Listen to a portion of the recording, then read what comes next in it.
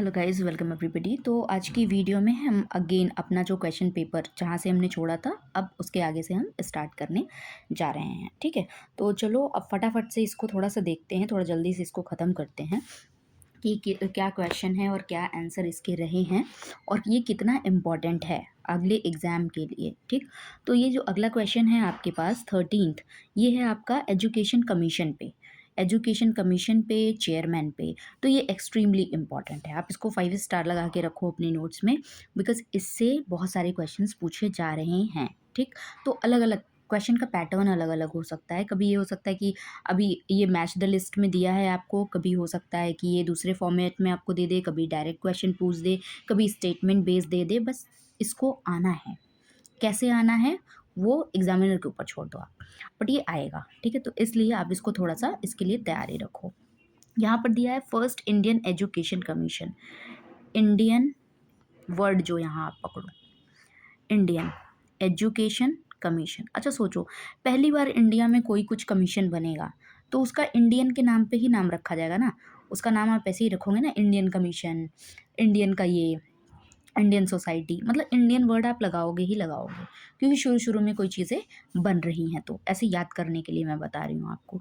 तो फर्स्ट जो है वो है आपका Indian education commission, IEC। IEC ये आपका आया था 1882 में। कब आया था? 1882 में। और 1882 अगर आपको याद है तो 1882 में आपका क्या आया है? Hunter commission. तो हंटर कमीशन को ही क्या हम बोलते हैं?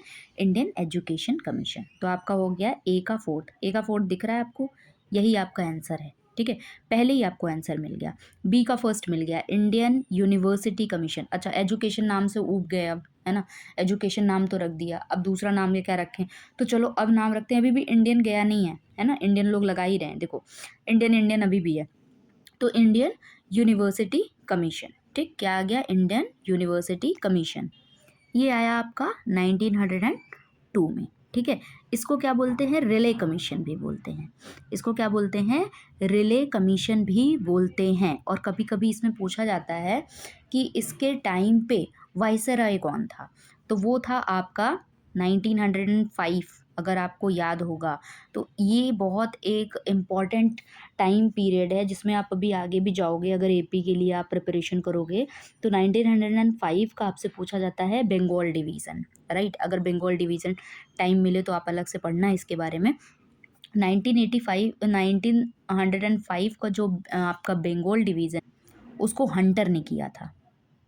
Sorry, it was Curzon. उसको किसने किया था? कर्जन ने किया था, कर्जन। ठीक, नाम ही कैसे दुर्जन जैसा लग रहा है इसका।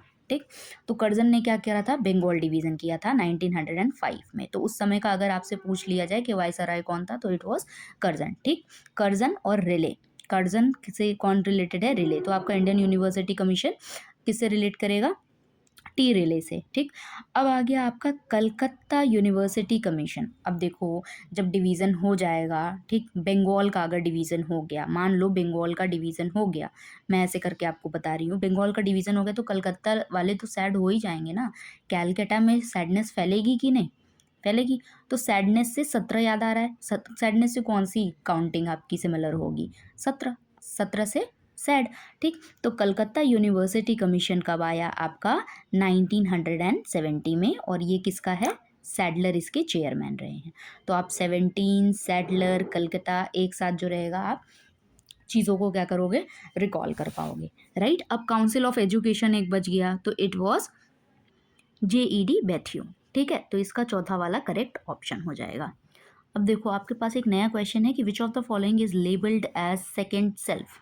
सेकेंड सेल्फ आप किसको कहोगे? ठीक है, तो इसको जानने से पहले आप एक छोटी सी स्टोरी जानो कि एक राइटर हैं शेरी ट्रकल। ठीक है, शेरी ट्रकल अपनी फेमस बुक में लिखती हैं कि कंप्यूटर जो है वो क्या है? अपना सेकेंड सेल्फ है। अब ऐसा उन्होंने क्यों कहा? कंप्यूटर को उन्होंने सेकेंड सेल्फ क्यों कहा? क्योंकि उन्होंने ऐसा बोला कि जो हमारी तरह काम कर सकता है, हमारा जो सेकंड वर्जन बन सकता है, वो कौन है? कंप्यूटर है है ना। कंप्यूटर को कहते हैं ना कि ऐसा ह्यूमन माइंड की तरह काम करता है, इस सेंस में उन्होंने इसको सेकंड सेल्फ कहा, ठीक है। तो द कंप्यूटर इसका आंसर हो जाएगा। नाउ द क्वेश्चन इज कि an exciting new evolution of world wide web, क्या बोल रहा है, न्यू इवोल्यूशन के बारे में आपसे पूछना चाह रहा है। Providing machine readable and machine comprehensible information far beyond the current capabilities is called, क्या कहेंगे उसको, किसको, जो कि एक नया इवोल्यूशन है। नया इवोल्यूशन किस में है, वर्ल्ड वाइड वेब में, ठीक है। वो केवल आपकी चीज़ों को रीड नहीं करेगा, इवन वो उसको क्या करेगा, कॉम्प्रिहेंस भी करेगा, यानी कि उसको समझेगा भी इन्फॉर्मेशन को, उसके बाद आपको बताएगा। तो कह तो सकते हैं कि ये फार बियॉन्ड करंट कैपेबिलिटीज़ वाली चीज़ें हो चुकी हैं, है ना। तो यहाँ पर क्या है, एक चीज़ आपको यहाँ वर्ड से ही पकड़ लेना है। देखो, डायनेमिक है, वेब ब्राउज़र है, सिमेंटिक है और स्टैटिक है। अगर आप सिमेंटिक का मतलब समझते होगे ना, तो आपको पता चल जाएगा। यानी कि अभी कम्युनिकेशन में भी आपने सिमेंटिक को देखा होगा, और भी बहुत आईसीटी के भी पार्ट हैं जिसमें सिमेंटिक पे क्वेश्चन आ रखे हैं। तो इसलिए इसका नाम क्या होने वाला है, सिमेंटिक वेब, राइट। अब देखो, in the semantic web computer क्या कर सकता है, वो आपके इंफॉर्मेशन की मीनिंग को अंडरस्टैंड कर सकता है। What can computer do for you, so it can understand the meaning of information, समझे। और इसको क्या करेगा, वो ऑटोमेटिकली इससे क्या कर पाएगा, कनेक्ट कर पाएगा, राइट। जैसे आज का आप एआई चलाते हो ना, देखते हो कितने बढ़िया तरीके से वो आपको चीज़ें, अगर आपने उससे कुछ एक शब्द पूछ लिया ना कि ये क्या है, तो वो उसके पीछे की सारी लॉजिक्स आपको बता के रख देता है एक डेटा के पीछे। So that is the semantic web, कि वो कैसे चीज़ों को समझ पा रहा है। तो semantic webs makes data understandable for machines, right, याद रहेगा। तो इसका आंसर क्या हो जाएगा, सिमेंटिक वेब। बड़ा ही इंटरेस्टिंग और नया क्वेश्चन था वो वाला आपके लिए, है ना। चलो अब नेक्स्ट क्वेश्चन पे आ जाओ। Which of the following statement are true. अब देखो, the statement is saying, statement A को देखते हैं, पहले चेक करते हैं। कह रहा है validity is an attribute of deductive argument. ये वैलिडिटी जो है वो डिडक्टिव आर्ग्यूमेंट का एक एट्रीब्यूट है। ऐसा है क्या, चलो चेक करते हैं। आप ऐसे प्रेमाइस ले लो, ठीक है। पता नहीं आपको प्रेमाइस पता है कि नहीं, लेकिन कोई भी अगर आप आर्ग्यूमेंट करते हो, ठीक है, इंडियन लॉजिक का पार्ट है ये। तो आर्ग्यूमेंट में पहले आप प्रेमाइस लेते हो, ठीक है। प्रेमाइस यानी कि आपका हो गया रीज़न प्लस व्हाट, कंक्लूजन, ठीक है, ठीक। तो ये होता है आपका आर्ग्यूमेंट। अब देखो यहाँ पर ये बोल रहा है validity is an attribute of deductive argument. अब डिडक्टिव आर्ग्यूमेंट क्या होता है, यहाँ पर आप इसकी इस एग्जांपल समझ सकते हो। मान लो प्रेमाइस 1 और मैं प्रेमाइस 2 लेती हूँ, कि मैंने ऐसा बोला कि ऑल बर्ड्स हैव विंग्स। क्या बोला मैंने, ऑल बर्ड्स हैव विंग्स, ठीक। मान लो मैंने बोला ऑल बर्ड्स हैव विंग्स, सभी जो पक्षी हैं उनके पास क्या है, विंग्स है, ठीक। अब स्पैरो एक चूकी पक्षी है, एक बर्ड है, इसीलिए स्पैरो के पास भी क्या है, विंग है। अब देखो, मैं ऑल से आई इंडिविजुअल की तरफ, है ना, ऑल से मैं कम में आई, ठीक। क्या किया मैंने, ऐसा इन्वर्टेड चीज़ फॉलो करी, इन्वर्टेड ट्राइंगल फॉलो किया, यानी कि डिड्यूस किया, रिड्यूस किया चीज़ों को।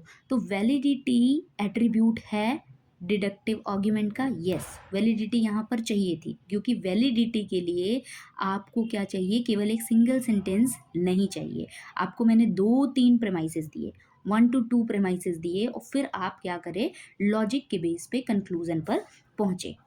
क्योंकि यहाँ पर क्या था, लॉजिक भी सही था कि ठीक है भाई, ऑल बर्ड्स हैव विंग्स, अगर सबके पास विंग्स है, स्पैरो एक बर्ड है तो स्पैरो के पास भी विंग्स है। यहाँ पर लॉजिक क्या थी, करेक्ट थी।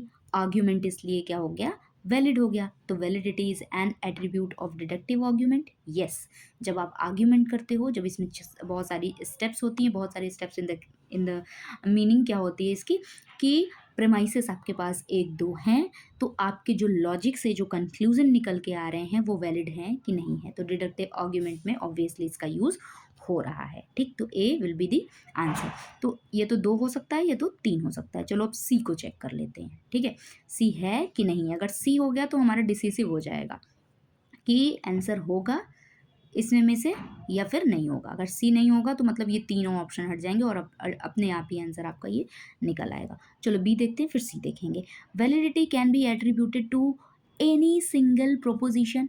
अभी मैंने बोला कि सिंगल चीज़ों पे आप नहीं बना सकते, ठीक। अगर मैं कह रही हूँ कि water boils at 100 degree centigrade, मैं क्या कह रही हूँ कि water boils at 100 degree centigrade, आप बोलोगे भाई ये बात तो सही है, ये तो ट्रूथ है ना। तो this single argument, this single proposition can be true और फॉल्स। ये या तो ट्रू हो सकता है, ये तो फॉल्स हो सकता है। इसमें ज़बरदस्ती का आपको अपनी लॉजिक घुसाने की ज़रूरत नहीं है। The statement can be true और कैन बी फॉल्स, है ना, but it can not be valid. क्योंकि इसको वैलिड हम इसलिए नहीं कह सकते क्योंकि हमारे पास यहाँ पर प्रेमाइसेस अवेलेबल नहीं है, हम इसमें ज़बरदस्ती का रीज़न नहीं लगा सकते, राइट। चलो अब नेक्स्ट हमारे पास क्या आ गया कि इन अ वैलिड आर्ग्यूमेंट और all of its premises have to be true. ऐसा होता है क्या कि आपके जो वैलिड आर्ग्यूमेंट है तो क्या ज़रूरी है कि उसके सभी प्रेमाइसेस सही हों? ऐसा तो नहीं होता, ये तो पढ़ने से ही समझ में आ रहा है। ज़रूरी थोड़ी ना है कि मैंने जितने सारे आपको प्रेमाइसेस दे रखे हैं सबके रीज़न, सबका रीज़न सही हो, राइट। ये तो बिना लॉजिक की बात हो गई, है ना।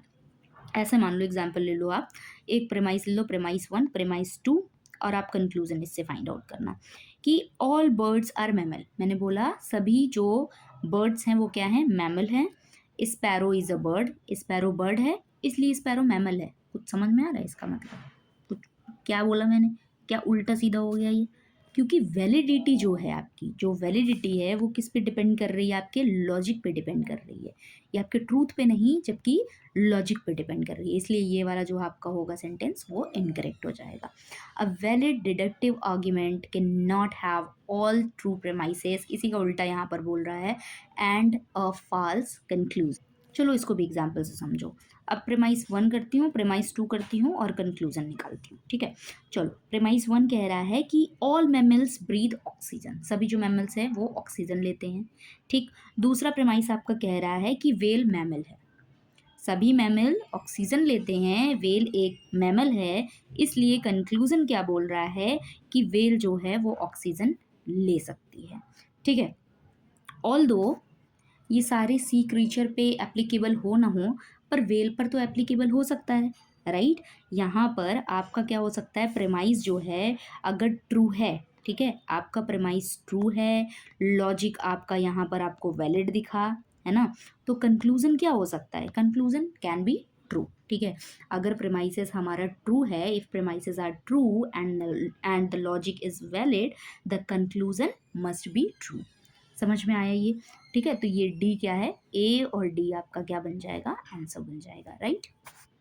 देखो नेक्स्ट इंपॉर्टेंट क्वेश्चन कि when did India came party to convention on biodiversity, CBD का पार्ट इंडिया कब बनी। हालांकि सीबीडी जो है वो मैंने अपनी लॉन्ग वीडियोस में बताया है, और भी आगे मैं लॉन्ग वीडियोस बनाऊंगी तो उसमें बता दूंगी आपको। तो इसी पे क्वेश्चन आया है कि इंडिया ने कब इसको ज्वाइन किया, ठीक है। एक तो 92 में तो ये आया है, पहले तो आपको याद होना चाहिए ये, ठीक है। लेकिन अब आप ऐसे सोच के चलना कि भाई इंडिया को काम करते करते थोड़ा सा तो लेट हो जाएगा, इंडिया को या किसी को भी काम करते करते थोड़ा सा तो टाइम लग जाएगा, 2 साल का तो टाइम दो आप, ठीक है। तो 1994 में इंडिया ने इसको क्या कर लिया है, इसकी पार्टी बन गई है इंडिया। चलो तो मैं सोच रही हूँ बस आज के लिए इतना ही रहने देते हैं, फिर उसके बाद नेक्स्ट वीडियो में हम आगे की चीज़ें जो होंगी उसको कंसीडर करेंगे, राइट। चलो, thank you so much for watching this video, do like share subscribe. और आपको इसमें जो और भी जो क्वेश्चंस रहेंगे इसके, तो मैं इसके शॉर्ट्स भी डालती रहूँगी, सो दैट अगर स्क्रॉल करने का अगर मन करता है ना बैठ के, तो आप कुछ अच्छी चीज़ें देख पाओ और इससे रिलेटेड जो आपके PYQs हों वो भी सॉल्व हो जाएं, ठीक है। Thank you so much again, bye bye.